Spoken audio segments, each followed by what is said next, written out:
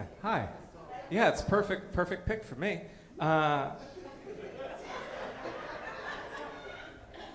It's like I requested or something, you know? Fantastic. My favorite color has always been purple. Yeah. And I have always believed in magic. Yeah. So when I was in second grade, I wanted to be a purple witch for Halloween. And my parents were like, hey, why don't you be like a purple wizard instead? And I said, no, wizards are just con men in capes. Witches actually know spells. Yeah. So I got my mom's purple muumuu. Got a purple pointy hat I'd learned later is called a hennin. And I went out trick-or-treating in my neighborhood. Unfortunately, some of my friends saw me and they called me gay. They were half right. More on that later. One of them was kind of creative, though. He called me a Wiccan grimace. I thought that was pretty creative.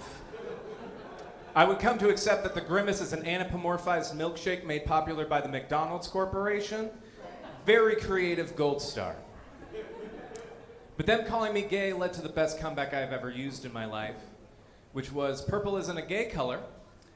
It's a royal color, you peasant.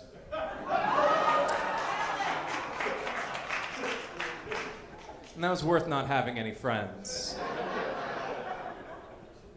That's not true. I did have friends. I had a dog. And one day my dog wasn't outside, so I asked my mom where he was. And she said, I'm sorry, Matt, but your dog has bought the farm. And I said, well, can we buy the farm next to his? She said, I'm sorry, Matt, but we can't afford it.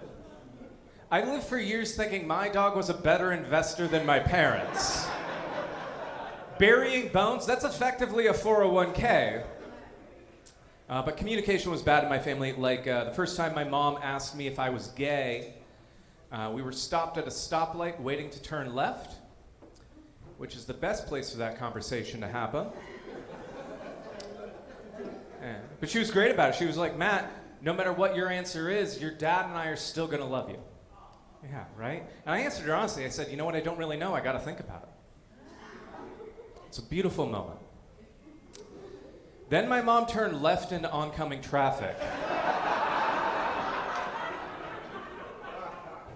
The light was still red. So now anytime I think about my sexual orientation, my life flashes before my eyes. My sexual orientation, yeah, it's panic. First time I met somebody that was pansexual, I got so excited. I'm like, oh, you're pansexual? You're panic sexual? They're like, no, honey, that's not what that means. You experienced trauma. My parents sent me to a religious middle school. And that would have been great. There were some problems with it, though. There were positives, negatives. Like, I saw my first concert at that school. It was a Simon and Garfunkel cover band called Simon and Gomorrah. They rewrote their songs to be about the Bible. My favorite song of theirs was The Sound of Sodom, which was a take off The Sound of Silence. Worst part about that is I hadn't heard Simon and Garfunkel before. So when I finally did, I'm like, this secular music rips off our good Christian music. It's very embarrassing. I knew I wasn't cool at that school because people stopped saying bless you whenever I sneezed. But I got back at them. I started saying I love you anytime anybody sneezed. Kid in my class, teacher, didn't matter. And eventually one of my teachers took me aside and was like, Matt, we practice the Christian ideal of metanoia. There's 7 different types of Christian love. But stop doing it, it's creepy. I still do it though. It got me in trouble earlier today when I was on the bus. A guy sneezed and I was like, I love you. And he's like, yeah. Not interested. And got off the bus. It was worth it though, because a little boy came up to me and tugged on my shirt and was like, hey, keep trying. Somebody will love you. So I encourage you all to do it. Yeah, I have been looking for love. I have been dating. And I had a date go pretty well not too long ago, and at the end of the date, we went back to their place, and neither one of us had protection. And they're like, well, what do you want to do now? It's like, well, what board games do you have? And I gotta say, that game of Risk was way better than anything else we were gonna do that night. Also lasted longer, too. Quick aside about that joke, that is not a take on my sexual prowess. Risk is just notoriously long of a game. Good. Went on a date recently, and very quickly on the date, the person told me they were in a polyamorous relationship. And I said, thank you very much for being upfront about that. That's very kind of you. And they're like, yeah, would you be interested in joining me and my partner sometime?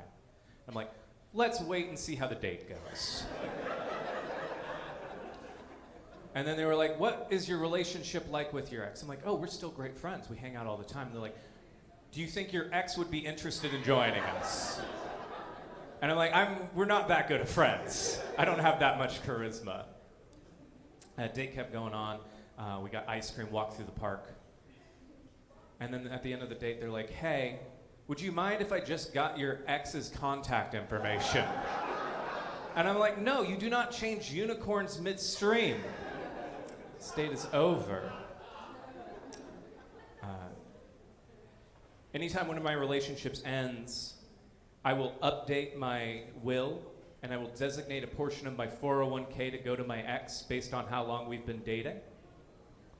So eventually, a lawyer's gonna have to find a bunch of people and be like, Matt dated you long enough for him to learn your last name. Here's $15. It's like a class action lawsuit you don't know that you're in. Like the dates were bad, sure, but the money is nice. You all have been absolutely fantastic. My name's Matt Storrs. You have a great rest of your night.